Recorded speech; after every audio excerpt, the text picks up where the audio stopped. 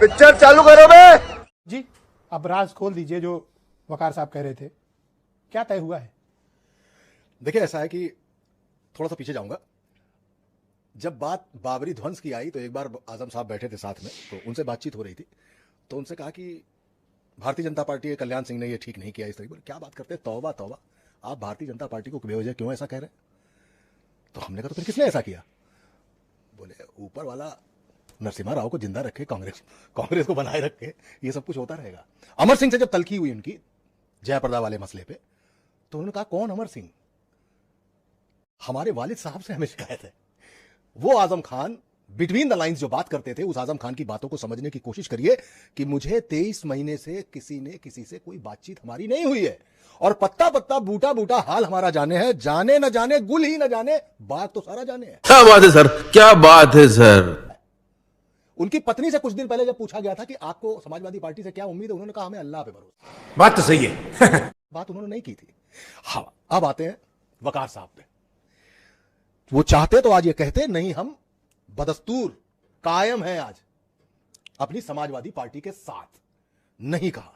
Bahujan Samaj party के लिए भी उन्होंने नहीं कहा। यह मायावती का तरीका। मायावती 2-4 दिन में अगर ऊब गई तो एक दिन खुद ही ट्वीट कर देंगे कि ना हम आजम खान को ला रहे हैं, ना आजम खान को लाने की कोई चर्चा है। वो खुद ही बोल देंगे एक दिन।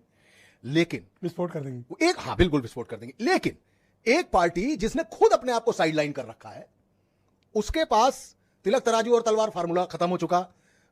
हाथी बढ़ता जाएगा, ब्राह्मण संघ बजाएगा, खत्म हो गया। मीम और भीम, यह फार्मूला मायावती का लास्ट फार्मूला था, और उसके बाद से वो सत्ता से खुद गायब है।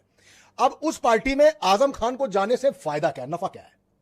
या उस पार्टी का आजम खान के साथ आने से क्या फायदा है? इस प्रदेश में कुछ भी कह लीजिए, आजम खान बहुत बड़े नेता है। मुलायम सिंह एक रामपुर के लड़के को साथ लाए थे, जो अब देश लेवल का मुस्लिम लीडर है। आजम खान वो बंदा है जो बोलना जानता है। लास्ट अपनी बात खत्म कर रहा हूं। उस आजम खान का कोई नफा न बहुजन समाज पार्टी से होगा, न बहुजन समाज पार्टी का कोई नफा होगा, क्योंकि आज भी मुलायम सिंह के नाम पर मुसलमान अगर किसी तरफ डाइवर्ट होगा, एक सेक्ट को छोड़कर, अखिलेश, ये बड़ी अच्छी बात कही आप। पार्टी के लिए मुसलमान अब वो दूर हो, खत्म हो चुका। क्या आज के इस दौर में इतने वक्त जेल में गुजारने के बाद, इतने वक्त जनता से कटे रहने के बाद, क्या आजम खान मुसलमानों के बीच पॉलिटिकल रेलिवेंट हैं? वो भी तब जब उनका धुर विरोधी रामपुर से समाजवादी पार्टी का सांसद हो। हाँ बिल्कुल, आप आजम खान की रेलेवेंसी को कभी किनारे नहीं कर सकते। और आज तो 23 महीने के बाद उनके संग सिंपैथी है।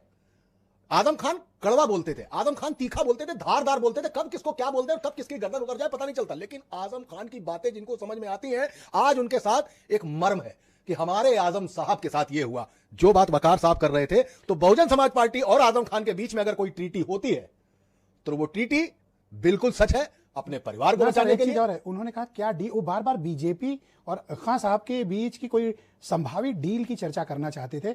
मेरे न पूछने के बावजूद उन्होंने दूसरी बार जबरदस्ती ये बात कही। आपने सुना होगा बिल्कुल कि आपने नहीं पूछा, लेकिन मैं कहना चाहता हूं। ये आसिम वकार ने ये स्टैंड क्यों चुना? ये बीजेपी से किसी डील की बात है? क्योंकि आज दुबे जी की भाषा बदली हुई है, खान साहब बड़े साहब हो गए। हाँ, तो ये उनकी इज्जत अफजाई है। हाँ, साहब होना का मतलब हर बात का एक अर्थ है। आप सिर्फ एक नाम याद रख लीजिए, साउथ की तरफ चले जाइए, येदियुरप्पा का नाम याद रख लीजिए, सब कुछ धुल गया ना, सब कुछ खत्म हो गया ना। तो क्या आजम खान के साथ ऐसा कोई कार्ड प्ले नहीं हो सकता? आप मानते हैं कि कोई डील हुई है? अचानक से सुनवाई हो गई और जमानतें हो गई, वो रिहा भी हो गए। मैं कोर्ट की तरफ तो नहीं जाऊंगा, लेकिन इतना जरूर कहूंगा कि कुछ तो है, क्योंकि यह सियासत कभी कभी अपने प्यादों को बचाने के लिए भी वजीर पर दांव लगा देता है। क्या आप आसिम वकार के इस डाउट को आगे बढ़ाना चाहते हैं? इस पे कोई संभावनाएं देखते हैं? आसिम मैं वकार की बात आगे बढ़ाई जाए?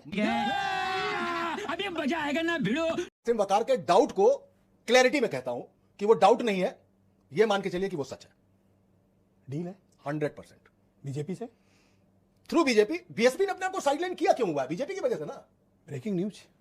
बीएसपी की इसीलिए मैंने कहा कि आज सीट की पेटी बांधो। 100% देयर इज अ डील। क्या करेंगे? तो आसिम वकार सही है इसका मतलब? 94 मुकदमों में अभी सुनवाई बाकी है। Okay. कुछ भी हो सकता है। Anything. बेटा है, पत्नी है, परिवार नेस्तो नाबूद हो चुके हैं सब लोग। जिसका जिक्र अरे देवा।